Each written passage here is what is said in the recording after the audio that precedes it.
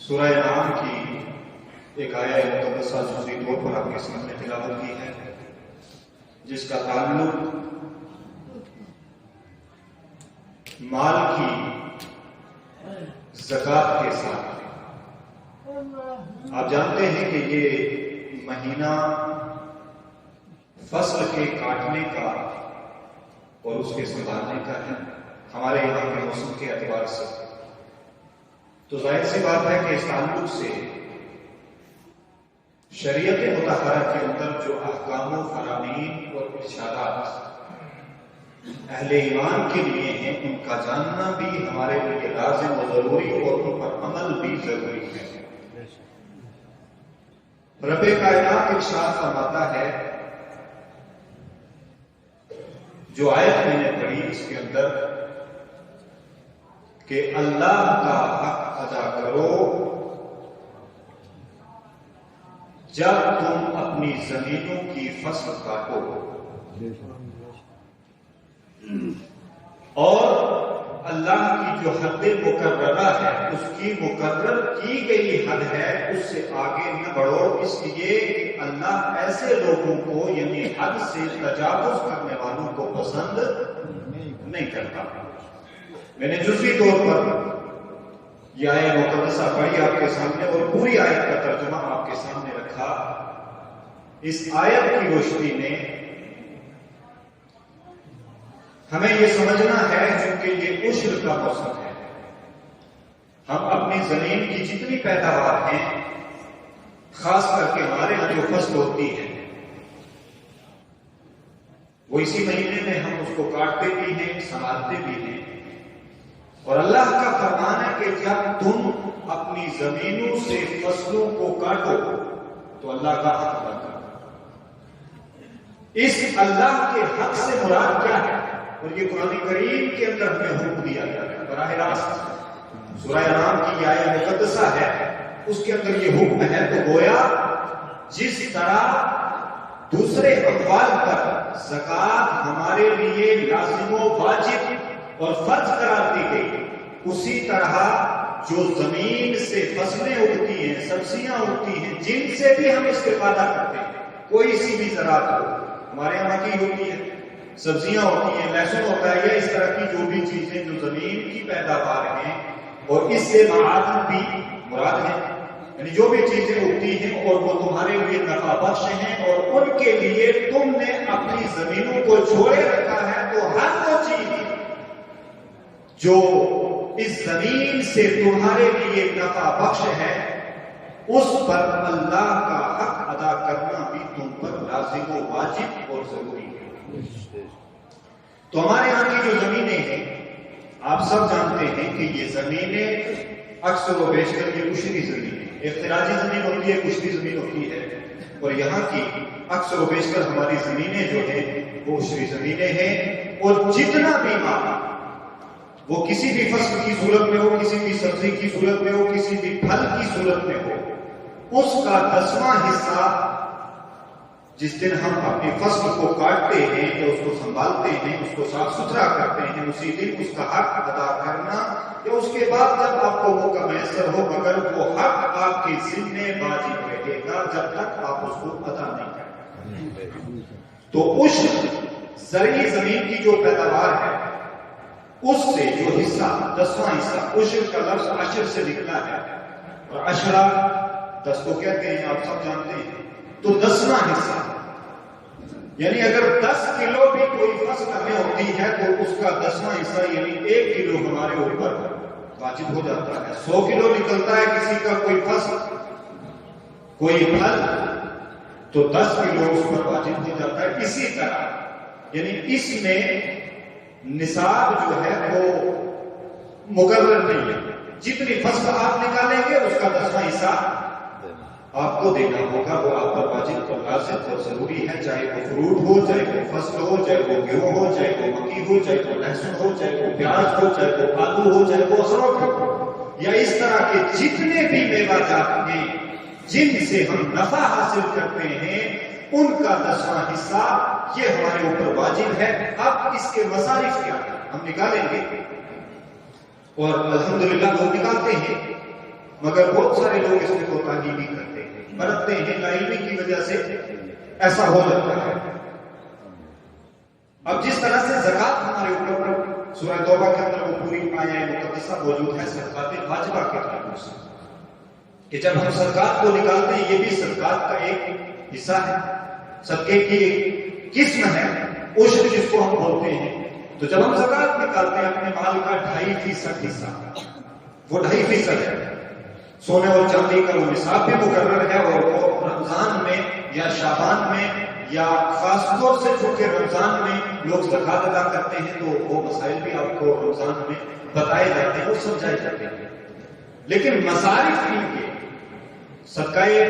فطر واجب ہے ہمارے اوپر، جو ہم روزے رکھتے ہیں تو اس کے بعد ہم سے جو لغویات سرزد ہو جاتی ہیں، اس فرض کی ادائیگی میں اس کے تصفیہ کے لیے اللہ تبارک و تعالیٰ اور اس کے حبیب نے ہمارے لیے یہ لازم کر دیا، زکوٰۃ کو ہمارے لیے لازم و واجب کر دیا۔ اور اسی طرح جو ہماری زمین ہمارے لیے نفع بخش فصلیں اگاتی ہے، اس پر 10واں حصہ ہمارے اوپر لازم کر دیا۔ یہ سب صدقات واجبہ ہے۔ یا اسی طرح کسی کے ذمہ فدیہ ہو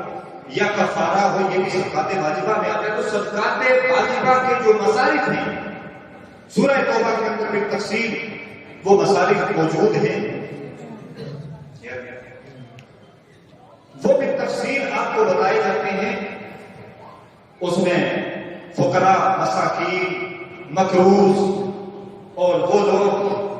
جو مسافر ہوں، وہ لوگ جو اللہ کے راستے میں جہاد کرتے ہیں، اور مؤلفات قلوب، اور یہ سارے مصارف بالتفصیل آپ کو بتائے جاتے ہیں۔ تو اسی طرح یہ صدقہ فطر ہو یا صدقہ آپ زکوٰۃ کو لے لیں، یا وہ فدیہ کی صورت میں لے لیں، یا کفارہ کی صورت میں لے لیں، یا عشر کی صورت میں لے لیں، یہ سب کے سب صدقات واجبہ اور ہمارے ذمہ واجب ہوتے ہیں، اور ان کی ادائیگی اس وقت تک جب تک ہم یہ ادا نہ کر لیں ہمارے ذمہ واجب رہتی ہے، ضروری رہتی ہے۔ اور اسی طرح ایک دوسرے مقام پر رب کائنات اہل ایمان سے مخاطب ہے کہ اے ایمان والو، اپنی کمائی میں سے پاکیزہ چیزیں خرچ کیا کرو، پاک چیزوں کو خرچ کیا کرو، اور پیداوار میں سے، زمین کی زراعت کی جو پیداوار ہے اس میں سے جو ہم نے تمہارے لیے زمینوں سے پیدا کیا۔ تو یہاں سے بھی یہ سورہ بقرہ کی آیت مقدسہ کا مفہوم ہے، اس سے بھی یہ ہمارے لیے ضروری، واجب اور لازم ثابت ہوتا ہے کہ ہم اس حق کو، جو اللہ کا حق ہے، ہمارے ذمہ ہے، اور یہ فقراء، مساکین، غرباء اور وہ لوگ جو نصاب کی مقدار سے نیچے اپنی مالیت رکھتے ہوں، ان کو دینا ہمارے لیے ضروری ہوتا ہے۔ اور وہ لوگ جو راہ جہاد میں اللہ کی راہ میں نکلتے ہیں، فی سبیل اللہ کا لفظ بھی اس آیت میں موجود ہے، جو سورہ توبہ کی آیت مصارف صدقات کے لیے وارد ہوئی قرآن مجید کے اندر، اس میں فی سبیل اللہ کا لفظ موجود ہے۔ تو فی سبیل اللہ کی مختلف تفاسیر موجود ہیں، جس طرح جہاد کے لیے کوئی بندہ نکلتا ہے یا کوئی افواج نکلتی ہے جہاد کے لیے، تو ان کی مدد کرنا، ان کو مال دینا، ان کے لیے اسلحے کی خریداری کر کے ان کو اسلحہ فراہم کرنا، تو یہ بھی اس کے استعمال میں لایا جا سکتا ہے۔ اور فی سبیل اللہ کے زمرے میں پھر ہمارے مدارس بھی آتے ہیں، یعنی دینی جتنے امور ہیں، مسجد کو چھوڑ کر کے مسجد میں صدقات واجبہ استعمال نہیں ہوتی، جو مدارس ہیں ہمارے، وہاں پر بھی ان کا استعمال ہوتا ہے بنائے شرعیہ کے بعد، چونکہ پہلے ان مصارف کو ہم نے لینا ہے جو قرآن مجید کے اندر واضح طور پر جن کا بیان ہو چکا ہے، چاہے وہ فقراء ہوں ہمارے معاشرے کے، چاہے وہ مساکین ہوں ہمارے معاشرے کے، چاہے وہ نادار ہوں ہمارے معاشرے کے، چاہے وہ مقروض ہوں ہمارے معاشرے کے، چاہے وہ لوگ ہوں جو فی سبیل اللہ کسی راستے پر اللہ کی راہ میں نکلے ہوں، ان کو دینا۔ اور وہ مسافر جو ہو تو وہ صاحب نصاب ہو، لیکن وہ سفر میں ہے، اب وہاں اس کے پاس کوئی سبیل، کوئی راستہ نہیں ہے، تو اس کو بھی مال واجبہ صدقات میں سے دینا، آپ کے لیے اموال میں سے دینا، یہ بنتا ہے تو اس کے نصاب میں سے آپ کچھ حصہ اس کو بھی دے سکتے ہیں یا سارا حصہ اس کو بھی ادا کر سکتے ہیں۔ حضرت عبداللہ ابن عمر رضی اللہ عنہ کی روایت ہے، اس کے تعلق سے ایک موجود ہے، صحیح بخاری شریف کے اندر یہ روایت موجود ہے۔ میں صرف اس کا مفہوم پیش کروں گا۔ اللہ کے نبی صلی اللہ علیہ وسلم نے ارشاد فرمایا، اب یہاں پر زمین کی دو قسمیں، چونکہ بہت ساری جگہوں پر 20واں حصہ نکالا جاتا ہے اور بہت ساری جگہوں پر 10واں حصہ نکالا جاتا ہے، جس کو ہم عشر کہتے ہیں، اور نصف عشر کو 20واں حصہ کہا جاتا ہے۔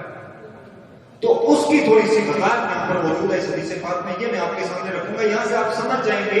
کہ ہمارے یہاں 10واں حصہ نہیں، 20واں حصہ نہیں، بلکہ 10واں حصہ بات ہے، چونکہ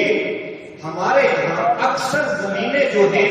وہ قدرتی وسائل سے سیراب ہوتی ہیں۔ قدرتی وسائل یعنی آسمان کے پانی سے ہوتی ہیں یا قدرتی چشموں کا پانی ہے ان سے، یعنی یہاں پر کسی طرح سے بھی خرید کر یا اپنے کاندھوں پہ لاد کر ہم اپنی زمین کو سیراب نہیں کرتے۔ لیکن دوسری ریاستوں میں آپ کہیں چلے جائیں گے کسی دوسرے مقام پر، تو وہاں کیا ہوتا ہے، وہاں ٹیوب ویل لگاتے ہیں زمین کی سیرابی کے لیے اور اس پر ان کو بجلی کے بل ادا کرتے ہیں، تو وہ خریداری ہوئی۔ یا اسی طرح کسی جگہ سے آپ پانی لا رہے ہیں، وہ جس طرح پہلے زمانوں میں ہوتا تھا کہ وہ کنواں کسی کی ملکیت ہوتا تھا تو وہ پانی کو فروخت کرتا تھا، تو آپ خرید کر کے پانی لا رہے ہیں، اٹھا کر کے لا رہے ہیں، دوسرے کسی وسیلے سے لا رہے ہیں، تو وہاں پر تو 20واں حصہ ہے۔ لیکن جہاں پر قدرتی وسائل ہو، چونکہ ہمارا یہ علاقہ ایسا ہے کہ اس علاقے میں اللہ تبارک و تعالیٰ خود اپنے فضل و کرم سے ہماری زمینوں کو سیراب کرتا ہے۔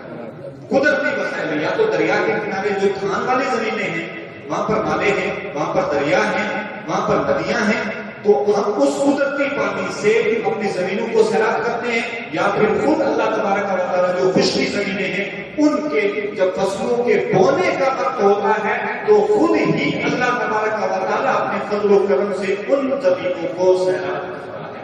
تو یہاں پر اس حدیث پاک کا یہ اس سے پہلے میں نے سمجھانے کے لیے مسئلہ اس کی وضاحت خود اس حدیث پاک میں سے بخاری شریف کے اندر یہ حدیث پاک موجود ہے۔ سیدنا عبداللہ ابن عمر روایت کرتے ہیں، آقا کریم صلی اللہ علیہ وسلم نے ارشاد فرمایا، جو کھیتی بارش کے پانی یا قدرتی چشمے کے پانی سے سیراب ہو یا خود بخود سیراب ہو، بہت ساری زمینیں ایسی ہوتی ہیں کہ ان کے اندر خود ہی پانی ابلتا ہے، جس کو ہم بولتے ہیں کہ یہ سپھی زمین ہے۔ یہاں ہمارے یہاں اس طرح کی بہت ساری جگہوں پر آپ نے دیکھی ہوگی، وہاں پر پانی لگانے کی ضرورت پیش نہیں آتی آپ کو، چونکہ ان زمینوں کے اندر نمی قدرتاً موجود ہوا کرتی ہے۔ تو اللہ کے نبی نے ارشاد فرمایا کہ وہ آسمان سے پانی برستا ہو یا قدرتی چشمے کا پانی ہو یا زمین خود ہی نم ہو، تو ایسی زمین کی کھیتی سے آپ کو اپنی پیداوار کا 10واں حصہ ادا کرنا آپ پر لازم اور واجب ہوتا ہے۔ اور اس کے برعکس اگر جیسے میں نے آپ کے سامنے پہلے ہی بیان کر دیا کہ اگر آپ کہیں سے پانی خرید کر لا رہے ہیں، ٹیوب ویل کی صورت میں لگا رہے ہیں، یا اس کی کوئی اجرت ادا کر رہے ہیں، یا کسی سے آپ نے وہ پانی مزدور لگا کر کے وہاں تک پہنچانا ہے، وہاں یہ وسائل نہیں ہیں، تو اگر وہ خریداری کی صورت میں، اجرت کی صورت میں کندھا استعمال کر کے بوجھ اٹھا کر کے اگر وہ زمین آپ سیراب کر دیں تو وہاں پر آپ کے ذمہ 20واں حصہ واجب ہوگا۔ تو اس لیے چونکہ یہ موسم ایسا ہے، اور یہاں پر ایک اور جو ضروری چیز ہے اس کی وضاحت کروں گا، ایک مسئلہ جو فقہ حنفی کے اندر، ہم چونکہ امام اعظم ابو حنیفہ رضی اللہ تعالیٰ عنہ کے مقلد ہیں، آپ کی فقہ کے تابع ہیں، تو امام اعظم رضی اللہ تعالیٰ، ہمارے یہاں بہت ساری زمینوں کی بھی 2 قسمیں بلکہ 3 قسمیں، ایک تو ہم خشکی زمین جس کو بولتے ہیں، ایک آبی زمین بولتے ہیں، اور ایک وہ زمینیں ہیں جو کاپ ہیں جہاں سے ہم گھاس حاصل کرتے ہیں، چارہ حاصل کرتے ہیں جانوروں کا۔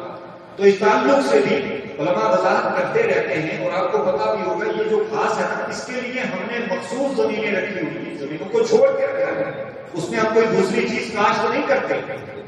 تو اگر تو ہم جس طرح سے ہم نے مکی کاٹ لی ہے، مکی کے بعد کوئی دوسری فصل ہم اگائیں گے،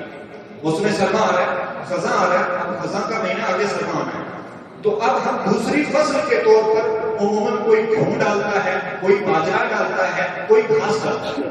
اپنے چارے کے طور پر، تو اب وہ چارہ جو آپ اس سے حاصل کریں گے یا اس سے فصل حاصل کریں گے، اس پر بھی آپ کے ذمہ عشر واجب ہوگا۔ اور اسی طرح جو زمینیں مخصوص ہیں گھاس کے لیے یا بانس کا لفظ بھی آیا ہے. بانس کے لیے یعنی کچھ درختوں کے لیے ہم نے کچھ زمینوں کو الگ رکھا ہے کہ ہم ان درختوں سے یا اس چارے سے یا اس گھاس سے یا اس بانس سے منفعت حاصل کریں. اگر وہ مخصوص کاپ ہے، وہ کوئی زمین ہے، تو اس سے جو چارہ حاصل ہوگا یا گھاس حاصل ہوگی یا بانس حاصل ہوگا یا درخت حاصل ہوگا یا لکڑی حاصل ہوگی، اس پر بھی 10واں حصہ آپ کے ذمہ واجب ہوگا. حالانکہ ہمارے یہاں فصلوں کا عشر تو بڑے شوق سے لوگ ادا کرتے ہیں، اور وہ بھی کس فصل کا؟ دھان کا، مکئی کا، اور اس کے علاوہ چاول وغیرہ یا گیہوں وغیرہ ان کا. اس کے علاوہ پھلوں کا کوئی یہاں عشر ادا نہیں کرتا، حالانکہ وہ بھی ہمارے ذمہ چاہیے. اخروٹ ہے، ہمارے یہاں اخروٹ ہوتا ہے یا سیب ہوتا ہے یا کوئی بھی پھل ہے، اس کا بھی ہمارے ذمہ واجب ہوتا ہے. ہم سبزیاں بوتے ہیں، اس کے اوپر بھی عشر ہمارے ذمہ واجب ہوتا ہے.